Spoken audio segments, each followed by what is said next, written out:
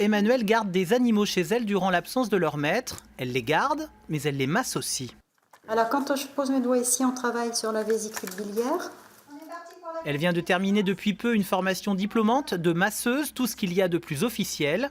Elle vient en aide aux animaux en souffrance, comme Maki, ce vieux chien.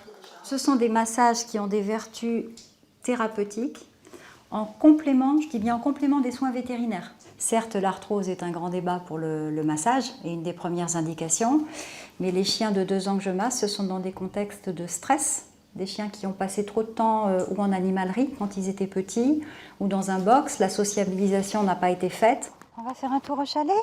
Pour financer son nouveau projet, Emmanuelle a eu besoin de trouver de l'argent, notamment pour construire un local spécialement dédié à sa nouvelle activité. Disposant de 5 000 €, il lui fallait trouver encore 2 500 €. L'idée de lancer un appel à souscription via Internet lui est venue. En quelques semaines, pari réussi. C'est à la chambre de commerce que j'ai un interlocuteur que je connais bien. Elle m'a dit surtout, montez une plateforme de financement, vous aurez un résultat immédiat. Ça a été facile ? Alors facile à mettre en place, oui. Et pendant 30 jours, c'est 15 à 30 appels à tout le monde sans avoir d'a priori. Il ne faut pas laisser parler l'émotionnel. Quand vous montez une plateforme de financement participatif, il y a Paul que vous allez intéresser, Jacques que vous allez fédérer. Katia Joanneau, la propriétaire de Maki, a immédiatement adhéré au projet.